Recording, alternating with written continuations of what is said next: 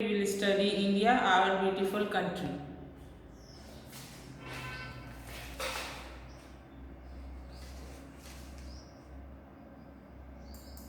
Our beautiful country.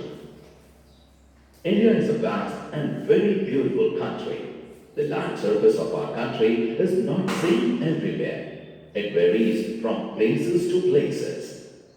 When we look at the map of our country, we see various landforms and water bodies shown in different range of colors. India is one of the very few countries in the world which has so many varieties. Our country has mountains, plains, desert, thick forests, and long coastline, beautiful beaches, and many rivers. India क्या है, बहुत vast country है और beautiful country है। इस ये country क्या है, सब जगह इसके लैंडफॉर्म्स एक तरह नहीं है। यहाँ पे लोग मैप में अगर देखा जाए तो यहाँ पे वेरियस लैंडफॉर्म्स दिखेंगे, वाटर बॉडीज दिखेंगे अलग अलग कलर के। और इंडिया क्या है, ऐसे एक फ्यू कंट्रीज में से एक है वर्ल्ड के जिसमें इतनी सारी वैरायटी मिलती है। माउंटेन्स मिलते हैं, प्लेन्स मिलते हैं, डेजर्ट मिलता है, थिक फॉरेस्ट मिलता है, लॉन्ग कोस्ट लाइन मिलता है, ब्यूटीफुल बीचेस और बहुत सारे रिवर्स मिलते हैं। Let us read about main physical division of India: mountains, plains, plateaus, deserts, and islands. अब हम लोग पढ़ेंगे इंडिया के फिजिकल डिवीजन के बारे में। Mountains, plains, plateau, desert and island. The mountains. The great Himalayas form the northern boundary of our country. It is world's highest mountain range. Mount Everest in Nepal, 8,848 meters, is the highest peak in the Himalayan range. Most of its high peaks are covered with snow throughout the year. Many of our rivers like Ganga, Yamuna, Satluj, and Brahmaputra rise or start from the mountains. However, down the mountainside or slopes, there are foothills. These are generally covered with thick forests. Below them, the plains begin. The central and southern parts of India have hills. Hills are low mountain ranges. In fact, you may have even climbed some hills if you have been to Shimla, Mussoorie, or Nainital. The Vindhya and the Satpura ranges are in central India, Nilgiri Hills in South India. अब mountains क्या है, Himalaya great Himalaya है जो northern boundaries बनाता है हमारी countries का। ये वर्ल्ड का बिगेस्ट हाईएस्ट माउंटेन्स है और ये Mount Everest in Nepal 8848 metres highest peak Himalaya range में ही पड़ता है। ये मोस्ट ऑफ द पीक क्या है, यहाँ का कवर है स्नो से, बर्फ से ढका हुआ है। यहाँ से बहुत सारे रिवर्स ने ओरिजिनेट करते हैं जैसे गंगा, यमुना, सतलज, ब्रह्मपुत्र, ये सब इस माउंटेन से स्टार्ट होते हैं। यहाँ माउंटेन स्लोप के साइड में फुट हिल्स है। फुट हिल्स में जनरली क्या है, थिक फॉरेस्ट है। ये उसके फुट हिल के बाद बिगिन होता है प्लेन्स चालू हो जाती है। प्लेन्स में छोटे छोटे हिल्स भी मिलते हैं। ये हिल्स माउंटेन रेंजेस के ही हैं और ये इस पे बहुत लोग बहुत बार क्लाइंब भी किए हुए होंगे जैसे शिमला, मसूरी, नैनीताल जाके। विंध्यास और सतपुरा रेंज सेंट्रल इंडिया में पड़ता है। नीलगिरी हिल्स साउथ इंडिया में पड़ता है। The plains. Plains means flat and leveled land. The Great Plains of India lie to the south of the Himalayas. It is also referred to as Gangetic Plain.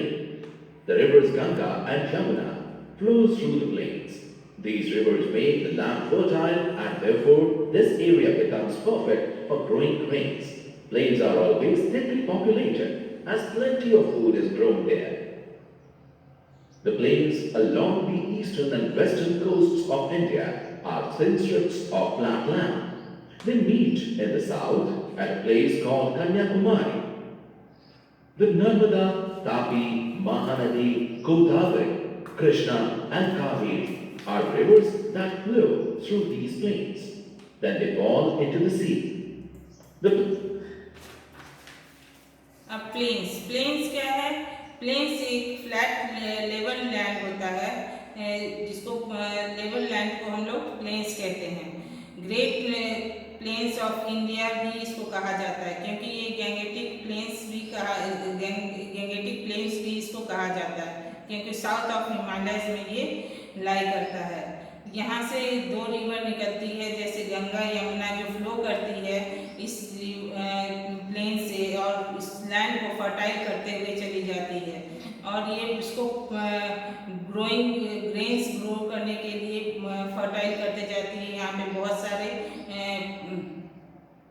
उपजाऊ चीज़ें होती हैं, और यहाँ पे प्लेन्स बहुत थिकली पॉपुलेटेड है। Plenty of food भी ग्रो होता है और थिकली पॉपुलेटेड भी है, बहुत ज़्यादा यहाँ आबादी है।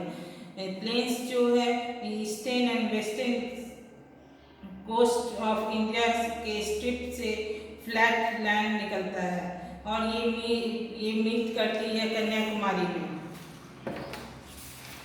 और नर्मदा, तापी, महानदी, गोदावरी, कृष्णा, कावेरी, ये सब रिवर भी फ्लो करती है प्लेन से, और जाके बहुत बहुत सारे सी में मिल जाते हैं। The plateaus.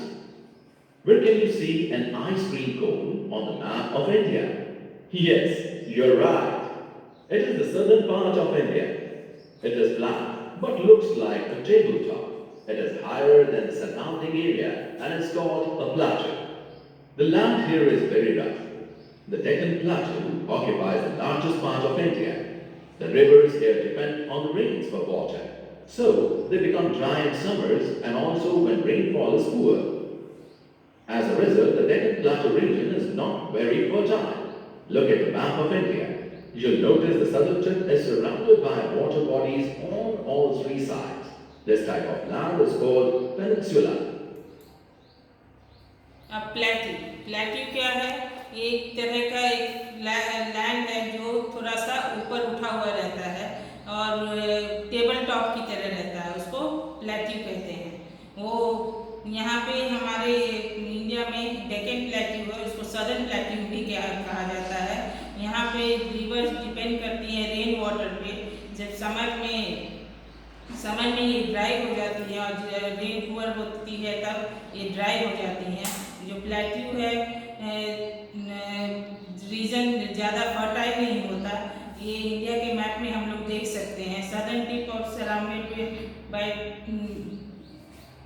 Surrounded by water bodies on all three sides, मतलब कि तीनों साइड से पानी से घिरा हुआ है, फिर भी ये यहाँ फर्टिलिटी थोड़ी कम है।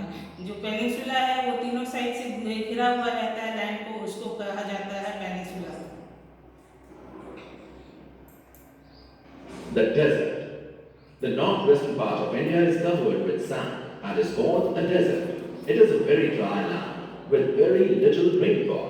It is also very hot and very few trees grow here. Major part of Rajasthan falls in this area. This region is also called the Indian desert or the Thar desert.